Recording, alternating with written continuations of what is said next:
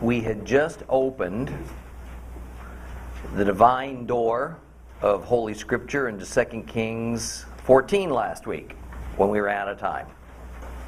So we're going to continue with that this week, and we'll even have to take a little bit more time next week to finish this action-packed and information-laden chapter. Well, we were introduced to the latest king of Judah, Amaziah, whose father was the murdered King Joash. Thus, when we turned the page from chapter 13 to chapter 14, we moved from Israel back to Judah. And we found out that Amaziah was just like his father, that in many ways he ruled righteously, but yet, among other indiscretions, he allowed the Bamot, the high places, to remain in operation in Judah. Now, while on the surface this looks largely like a political policy that was designed to maintain support of the citizens, in reality, it reflects something much more insidious. Recall that these high places were essentially private family altars that many of the Hebrews preferred to sacrifice upon rather than following God's Torah and going to the temple. They were used to sacrifice to Jehovah.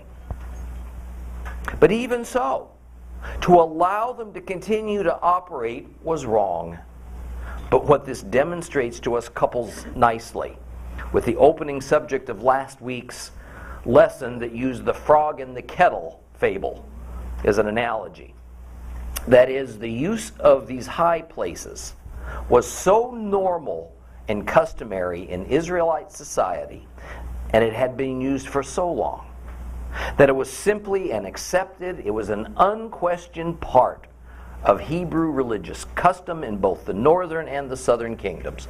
The people of Israel and Judah had become blind to the historical fact that the use of high places was purely pagan in its origin and in its character. No amount of trying to convert their use from the worship of false gods to worshiping the God of Israel made it acceptable in God's eyes, since God never gave anyone on earth authority to declare holy what he has declared as unauthorized. Its legitimacy wasn't called into question, except by an occasional prophet or a brave Levitical priest whose unwelcome rant against the use of these bamot was considered that of a fanatic, of someone who was completely out of step with the contemporary Hebrew religious practices. The bottom line being that the Hebrews didn't just jump overnight from being totally dedicated to a Torah-observant lifestyle to something that was nearly unrecognizable as being biblically sound. Baby step by baby step, over decades and even centuries, the Torah was pushed to the background, while man-made observances and rituals and doctrines rose up to modify or even replace God's commandments. Thus, as both Israel and Judah were racing towards that day of reckoning, in which God would say to them that as a result of their rebellion and placing their trust in these invented traditions and doctrines and practices, they've lost their privilege to live in his kingdom.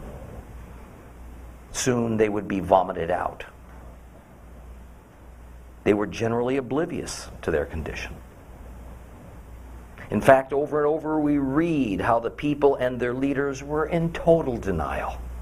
And when someone would dare to point out their wrongness and wickedness, that person was either run out of town or stoned to death.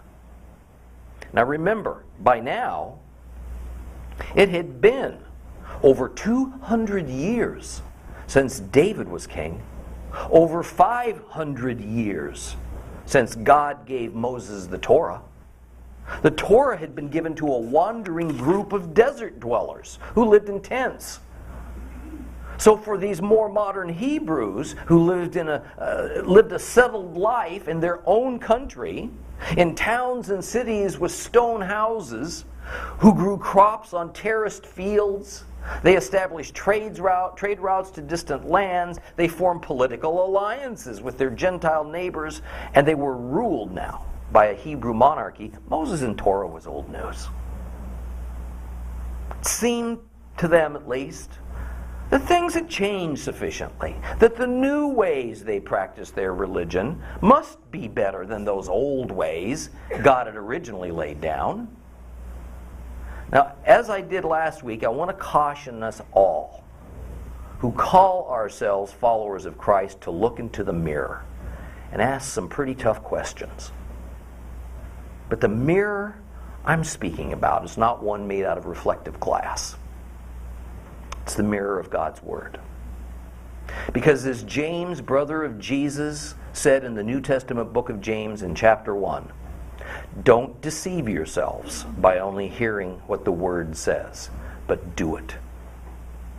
For whoever hears the Word but doesn't do what it says is like someone who looks at his face in a mirror. Who looks at himself, he goes away and immediately forgets what he looks like.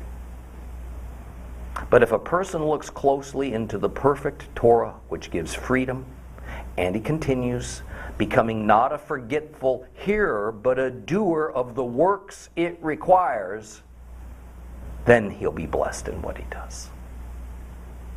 What word was James speaking of when he was speaking to these followers of Christ and urging them to do what it says? Well, it certainly wasn't the New Testament because it didn't yet exist. Of course, it was the Torah. It was the Old Testament, the so-called Hebrew Bible. Now in our day, the New Testament is a legitimate part of that word. But are we really to think that the word that James, the unquestioned leader of the way, was speaking so highly of is now dead and gone? It's a dead and gone word. And only the word that came no sooner than 150 years after him is what he was referring to. See, that's just kind of preposterous on its face, isn't it? The Torah is not here to save us, but it is here to lead us to salvation. At the same time, the New Testament wasn't created to give us God's laws and commandments, or God's authorized observances and rituals and worship practices, or was it given to us to define sin and its consequences, because the Old Testament, the Word that James was speaking about, had already done that. But within Roman Christianity, and whether you like to hear it or not, this is what all modern Western Christian denominations practice in one form or another. The Torah and the Old Testament portion of the Bible has been declared irrelevant, abolished, perhaps even a danger to our Christian faith. Just as James said, because Christianity has walked away from the mirror of the Torah, we've forgotten what we look like.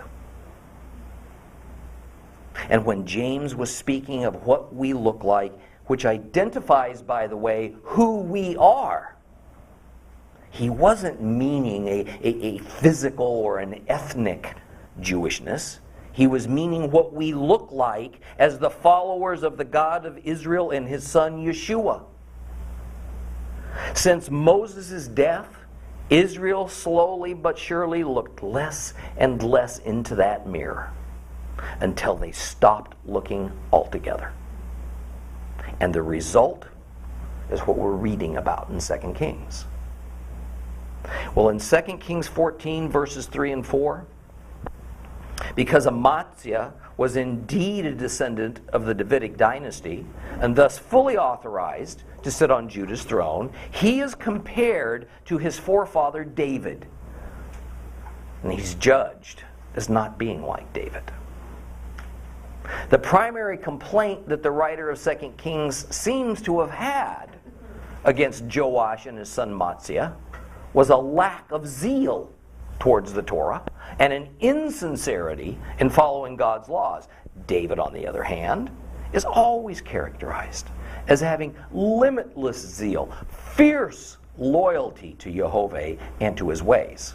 And despite his many failures and his many sins, he had no tolerance for idolatry or graven images. Therefore, it seems to me that this is what sets David apart. And it makes him an earthly standard for Israel's kings from the Lord's perspective. Now, we're going to do quite a lot of reading right about now. First, we're going to reread some of 2 Kings 14.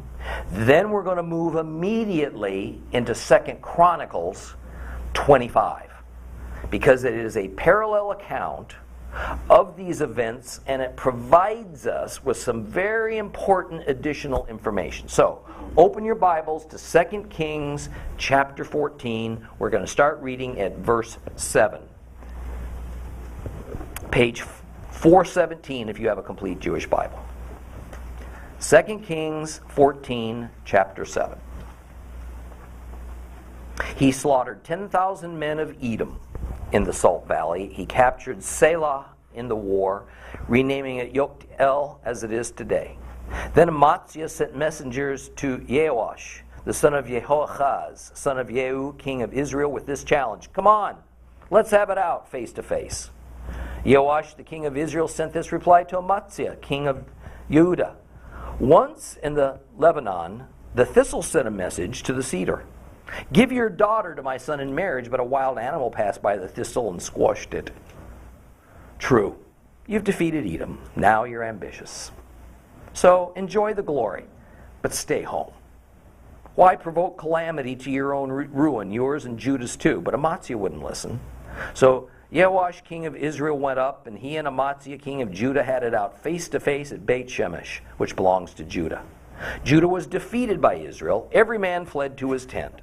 Joash, king of Israel, took Amaziah, king of Judah, the son of Joash, the son of Ahaziah, prisoner at Beit Shemesh. Then he went to Jerusalem and demolished the wall of Jerusalem between the gate of Ephraim and the corner gate, a section 600 feet long. He took all the gold and silver, all the articles he could find in the house of Adonai and in the treasuries of the royal palace, and hostages. And then he returned to Samaria.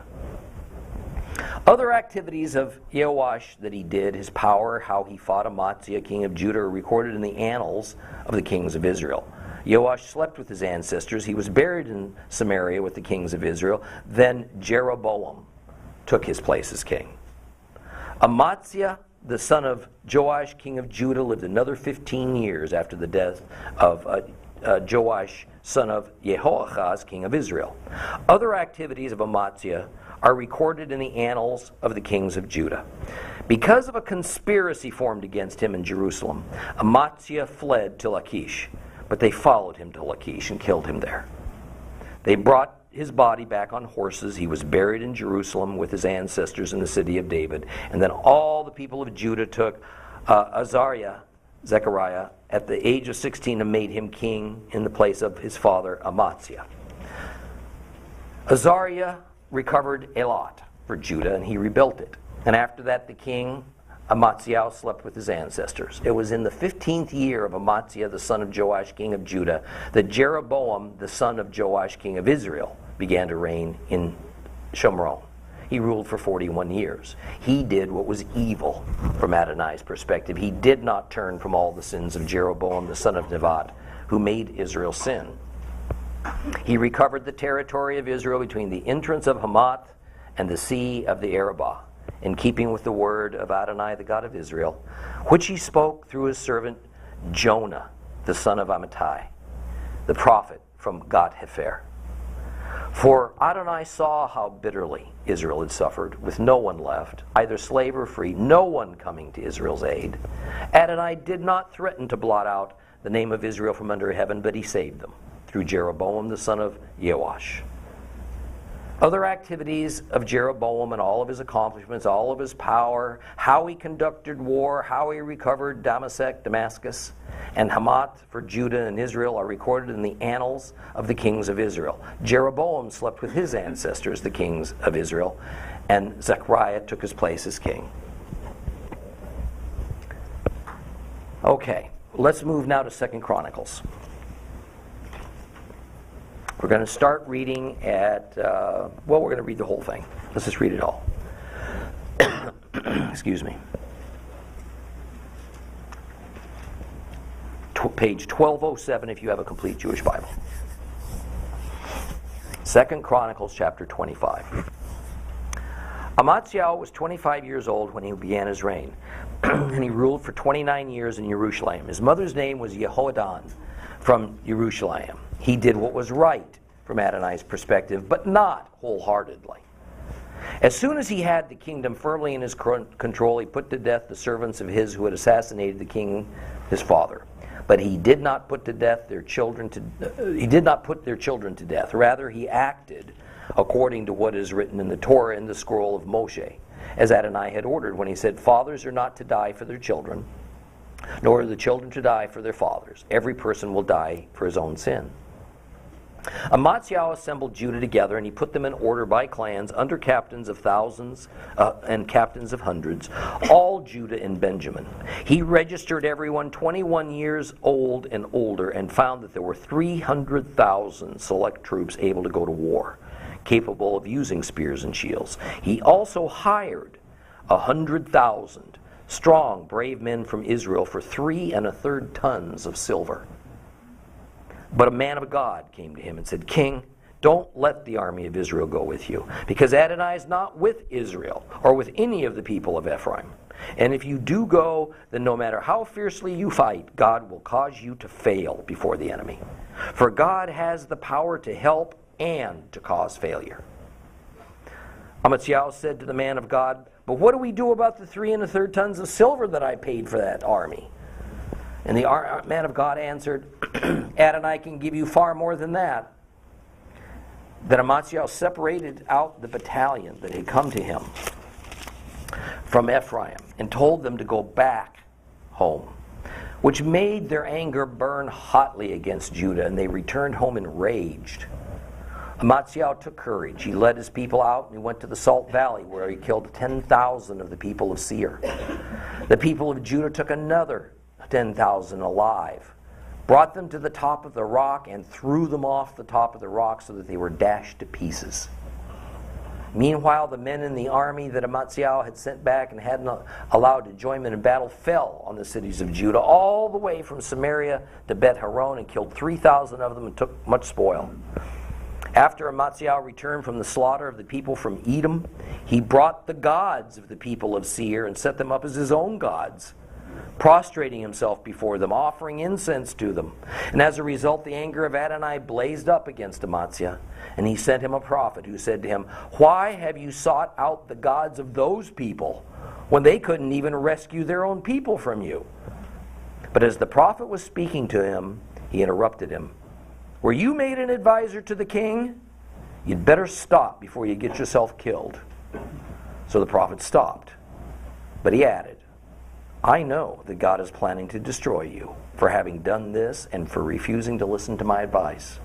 Then after taking counsel, Amaziah, king of Judah, sent a challenge to Joash, the son of Jehoahaz, the king of Jehu, king of Israel. "Come on, let's have it out face to face." Joash, the king of Israel, sent this reply to Amaziah, king of Judah. "Once in the Lebanon, the thistle sent a message to the cedar, 'Give your daughter to my son in marriage,' but a wild animal passed by the thistle and squashed it. You say you defeated Edom, which is true, so you're excited and itching for more glory, but stay home. Why provoke calamity to your own ruin, yours and Judah's?" But Amaziah wouldn't listen, and this was from God, so that he could hand them over to their enemies, because they had sought the gods of Edom. So Joash, king of Israel, went up, and he and Amaziah, king of Judah, had it out face to face at Beit Shemesh, which belongs to Judah, and Judah was defeated by Israel. Every man fled to his tent. Joash, king of Israel, took Amaziah, king of Judah, the son of Joash, the son of Jehoahaz, prisoner, at Beit Shemesh. And then he brought him to Jerusalem, and he demolished the wall of Jerusalem between the gate of Ephraim and the corner gate, a section 600 feet long. He took all the gold and silver, all the articles he could find in the house of God with Obed-Edom, and the treasures of the royal palace together with hostages. Then he returned to Samaria. Amaziah, the son of Joash, king of Judah, lived another 15 years after the death of Joash, son of Jehoahaz, king of Israel. Other activities of Amaziah from beginning to end are recorded in the annals of the kings of Judah and Israel. From the time that Amaziah turned away from following Adonai, they formed a conspiracy against him in Jerusalem, so he fled to Lachish. They followed him to Lachish and killed him there. They brought his body back on horses, buried him with his ancestors in the city of Judah. There's a couple of important pieces of historical background information in 2 Chronicles 25 that we can race right by. First, in verse 5, we see that Benjamin was no longer part of the northern kingdom coalition of tribes. Rather, they had become an ally and partner with Judah. And thus, some of the troops that Amaziah formed for an upcoming military expedition came from Benjamin. Now, Benjamin would, generally speaking, stay within Judah's sphere of influence until first Israel was exiled to Assyria, and then later on when Judah was exiled to Babylon. Now, when it comes to the two exiles, it's hard to place Benjamin because due to their geographical location as a kind of buffer territory between the northern and the southern kingdoms, some of the clans of Benjamin were taken with the 10 tribes to Assyria. Other clans more or less melted into Judah and so eventually went to Babylon. It doesn't mean that Benjamin completely lost its identity. In fact, St. Paul identifies himself as a Benjamite. But they did lose their tribal cohesion. Another piece of information is one that I have explained numerous times in prior lessons because it's important for us modern day believers due to its effect upon end times prophecies. In verse 7, Ephraim is equated with Israel. That is, the tribe of Ephraim is made synonymous with the nation of Israel, the northern kingdom. This is because Ephraim was by far the most dominant tribe among the northern tribes, and so as was customary in that era, Ephraim lent its name to the nation itself. More and more as we move along in time in these remaining books of the Old Testament, Ephraim's name will be used to identify one large segment of Hebrews, and that segment is what we today might call the 10 lost tribes. Again, on the one hand, Ephraim is technically a separate and individual tribe, just one of the 12. But on the other hand, from here forward, they are representative of the entire northern tribal alliance of 10 tribes because of their dominant role. Now please grasp what I'm saying in this regard. It's not allegory, it's not a doctrine, and it's not speculation. It's just simply well-documented historical fact that is completely validated in the Bible. Now, despite the reality, you may have never heard it in another church or a synagogue. Now, let's take only a moment to refer to one, but perhaps the most exciting and pertinent end times prophecy, where this understanding of Ephraim as representative of the 10 tribes of the northern kingdoms is present and, in fact, front and center in it. Turn your Bibles to Ezekiel chapter 37. Ezekiel chapter 37. If you have a complete Jewish Bible, it's page 691.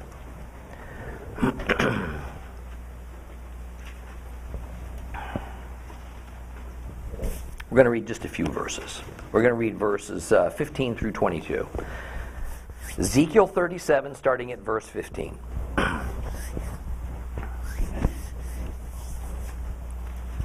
The word of Adonai came to me, You, human being, take one stick and write on it for Judah and those joined with him among the people of Israel.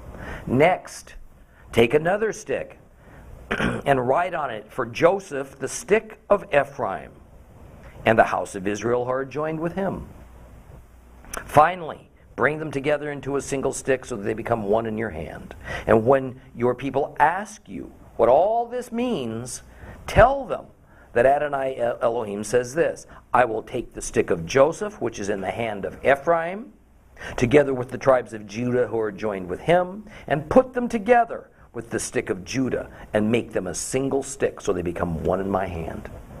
The sticks on which you write are to be in your hand as they watch. And then say to them, Adonai Elohim says, I will take the people of Israel from among the nations where they have gone, and I will gather them from every side. I'll bring them back to their own land. I'll make them one nation in the land, on the mountains of Israel.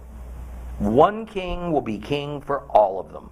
They will no longer be two nations. They will never again be divided into two kingdoms. What a great prophecy. Ezekiel was among the first wave of exiles taken to Babylon, taken from Judah by Nebuchadnezzar. So even though the exile of the northern kingdom of Ephraim, Israel, was around 130 years earlier, it was fresh enough in people's minds that it was common knowledge that in this kind of context, Ephraim and Israel are synonymous terms. Thus, this passage is speaking of the return of the 10 lost tribes of the northern kingdom from their Assyrian exile back to the promised land at a time when Judah has already returned and reestablished a Hebrew nation called Israel. Understand that until 1948, following World War II, this had never happened. Judah, of course, did return to the land from Babylon, but they returned to the land of their former southern kingdom from whence they came. And naturally, they retained their national name of Judah. They didn't call their nation Israel, because to them, Israel was the name of that former nation of the 10 northern tribes. Now see, understanding Bible history and Hebrew culture is everything in understanding end times prophecy and in understanding the Old Testament, isn't it? And that's why we spend so much time with it here in Torah class. Well, let's go back now to 2 Kings 14, and I'll incorporate info from 2 Chronicles as we go along. Verse 7 begins a section whereby King Amaziah attacks Edom. He gains a stunning victory. He becomes overconfident, and he forgets who gives the blessing of such victories to the Hebrew people, and he thinks himself as invulnerable now. Historically, David was the first among the Israelites to conquer Edom. So, from David's time until the time of Amaziah's great-grandfather, King Jehoram, Edom was a vassal state beholden to Judah. But Jehoram allowed Edom to rebel and to escape from Judah's sphere of influence, and it had remained that way for the past 50 to 60 years. Now, determined to make a name for himself and to return Edom to vassal status under Judah, Amaziah attacked Edom, and he killed 10,000 enemy soldiers at a place called the Valley of Salt. In time, the place was renamed Yoktiel. Now, although the scripture passage says that he changed the name to Yoktiel, that's not really quite what the verse says. It more alludes to the fact that after the victory, the place name was changed, and this was because of the king. Now, I'm quite certain of this, because there's no way the king Amaziah would have used this name. The name Yoktiel is kind of a play on words that comes from a Hebrew idiom that literally means to set the teeth on edge. In modern English, that loosely means to either give or receive severe criticism. And so the name comes from what happened later. As a result of this victory, Amaziah stubbornly refused to heed the harsh and critical warning of a prophet about the king returning home with some of Edom's idols as his war booty. Well, 2 Kings gives almost no information about the war with Edom, but 2 Chronicles does. The place that Amaziah captured is in English rock, the rock. In Hebrew it is Selah. In Greek it is Petra. Yes, that Petra. The famous rock city, first made famous by the Bible and then a little bit later by Indiana Jones. And if one has ever been to Petra, what you learn is that it's far more extensive than meets the eye. Now, the tourist part is big enough of itself, but it extends for a couple more miles, at least, to the south and to the west. More than likely, that's where the battle took place. And what 2 Chronicles 25 explains is that it was a gigantic force with which Amaziah attacked Edom. So they had no chance whatsoever. First, the king mustered a force of 300,000 troops of men from the tribes of Judah and Benjamin. But that wasn't enough of a comfort level for him. So next he hired 100,000 mercenaries from Israel. He paid close to 7,000 pounds of silver to hire them. Who did he pay it to? Joash, the current king of Israel, great-grandson of Jehu. Joash essentially rented part of his army to Amaziah for the tidy sum of 7,000 pounds of silver for his treasury. See, this kind of transaction wasn't at all uncommon in those days. But something partially derailed Amaziah's plans. And Ish Elohim, a man of God, a prophet, came to the king and he told him he should not use those northern Israelite troops because they are men who don't worship the God of Israel. God would not grant victory for Judah if they allied with wicked and idolatrous Israel. And Amaziah was reasonably prepared to go ahead and send these 100,000 troops back to Israel, but he had a problem. He'd already paid the 7,000 pounds of silver to the king of Israel, and there was no way he was going to get it back. This was an enormous sum of money. He didn't want to lose it. The prophet responded not to be concerned. He'd get back more in return for his obedience. How would Amaziah get more back? Where was this going to come from? Well, the nature of war in ancient times, that most of the time the incentive to go to war was the spoils of war that might be captured. While the victorious king would get the largest portion of the spoils, the troops would also share in it. In fact, the troops' pay was largely based on whatever spoils of war they could take from the enemy. I mean, it's not like they got a monthly paycheck for their military service. So the idea was that Amaziah would capture more than enough of Edom's treasury to repay him plus some for the 7,000 pounds of silver that he'd shipped off to Joash, king of Israel. Amaziah responded by releasing those 100,000 troops to go home, thinking everything was just fine. But then we find out that this decision caused a violent, a furious reaction from these troops. They had only come for the hope of war booty. Now they're going to be cut out of the deal.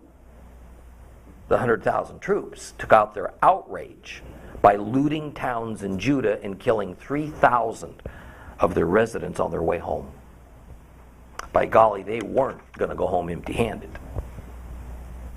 So they simply raided some fellow Hebrews. This demonstrates just how distant, how separated Israel and Judah had become. No one would question that they shared the same patriarch, Jacob. But they now belonged to different nations. They had developed different cultures with different moral values. They were hostile, always on the verge of war with one another. Blood may be thicker than water, but money trumps it all. So with only his 300,000 troops from Judah and from Benjamin, Amaziah marches off to Edom.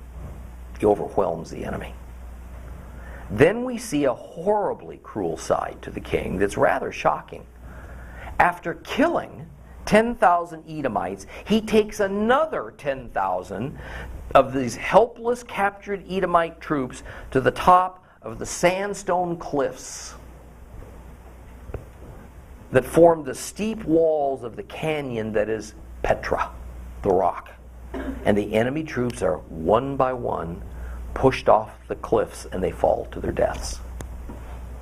This gratuitous and unnecessary barbarity reveals the corrupt and dark state of the mind that the kings of Israel had arrived at, as well as the kings of Judah. And the sages say that this only sped up that downward spiral that was going to lead Judah into exile. But in an outcome that is all the more shocking, Amaziah not only captures some of the Edomite god idols that were no doubt made of very valuable gold and silver, but he takes them home with him and he begins to worship them by bowing down and burning incense before them. I mean, how could a Hebrew king who's just won a great military victory, as prophesied by a Hebrew prophet whose patron god is Jehovah, turn right around and embrace the gods of the nation that he's just defeated? I mean, the notion boggles our minds, but not nearly as much as it angered the Lord. So the Lord sends another prophet to severely criticize Amaziah for not just an unfaithful, but truly an absolutely idiotic act of rebellion that could only serve to bring down God's wrath upon Judah. But as the prophet was in the middle of his dressing down of the king interrupts. And he wants to know just who he thinks he's speaking to.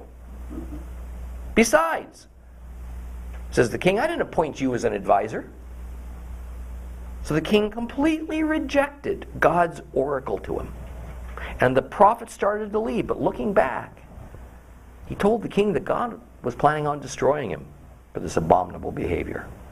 But the king's arrogance knew no bounds, so now he called a meeting of his royal court. And after consulting with them, King Amaziah sent a message to King Joash of Israel, telling him that he wanted to meet him in the field of battle. This didn't mean a one-on-one confrontation of kings, of course. This meant one army against another army. Why would he do this? What would possess him to do such a thing? Well, the reason, although obscured in 2 Kings 14, is answered for us in 2 Chronicles 25. It is that A, the king of Israel, had indeed kept Amaziah's 7,000 pounds of silver. B, his men had been given permission by King Joash to raid several towns and cities in Judah to collect the booty that they didn't get by being left out of the war with Edom. And C, 3,000 of Judah's subjects had been killed. And in an honor and shame society, this demanded retribution. But no doubt there's more to it. Amaziah had become so emboldened by his smashing victory over Edom. And after telling God's prophet he wasn't interested in God's word, to him it seemed as though there was no consequences that had come of it. So he felt that he had to some degree faced down Jehovah and won. But as powerful as Amaziah felt, the king of Israel knew he had the superior forces at his disposal. And so he taunted Amaziah with a sarcastic and insulting reply that was in the form of a parable. And the parable compared Amaziah to a lowly thistle, himself to a mighty cedar of Lebanon. The "give your daughter to my son for a wife," that's referring to a kind of social relationship that's common among kings, which the king of Israel says he'd never entertain by intertwining his family with such an inferior thistle as the family of the king of Judah. The trampling down of the thorn bush by a wild animal refers to Israel easily defeating Judah without even half trying. Then the king of Israel offers some advice. Don't let your arrogance at defeating Edom get the best of you. Stay home and stay alive. Don't be a fool to challenge me. Well, verse 11 in 2 Kings 14 explains that Amaziah just wouldn't be swayed. So Judah and Israel went to battle at Beit Shemesh, which was Judahite territory. This means Amaziah's army should have had an advantage. The battle was over quickly as the Judahite army ran for their lives. Amaziah was captured by Joash. Kings don't usually kill other kings. And he was taken to Jerusalem so that he could witness a large part of his capital city's critical defensive walls demolished. The breach was made from the Ephraim gate to where the wall turns towards the south. The Ephraim gate is today known as Jaffa Gate. And I've taken hundreds of tour members through those gates. The huge 600-foot long wall section that dismantled was the northern flank of Jerusalem. It would have taken years to rebuild this wall. Thus, Jerusalem would lay vulnerable for a long time. Why this particular section of wall? Why was it chosen? Well, it was symbolic because Israel was north of Jerusalem. So this represented that Israel could enter Jerusalem at will. And by the way, notice that in the end times, Jerusalem's enemies will come from what direction? The north. And the Battle of Armageddon will be fought in Jezreel, which is also north of Jerusalem. But in addition, Joash looted Judah's precious temple of much gold and silver. This would be taken back to Samaria to adorn the golden calf shrines and whatever other images and idols that might suit King Joash. This shows us the complete lack of respect that the king of Israel had for God's holy temple. The goal here was to make it clear that the God of Judah was inferior to the God of Israel. All battles between kings and kingdoms were seen as battles of the gods. And just as they were winning and losing, as there were winning and losing kings, there were also corresponding winning and losing gods. Naturally, King Amaziah's personal palace was also looted. But in addition, some of his wives and his children were taken hostage. This completed the humiliation of the king of Judah. Part of the reason for taking these family members was to ensure Amaziah's cooperation. No doubt the children of members of the royal court were also taken so as to douse any thought of a future rebellion by these aristocrats. Amaziah, most of his family, several of his court and their families were all hauled off to Samaria. Well, in verses 15 and 16, we find out that in time Joash died, and his son Jeroboam the second Jeroboam, took his place. Now, Joash, of course, was buried in Samaria, the capital of Israel, but Amaziah, well, he would remain under house arrest for many years up in Samaria, his humiliation mounting day by day.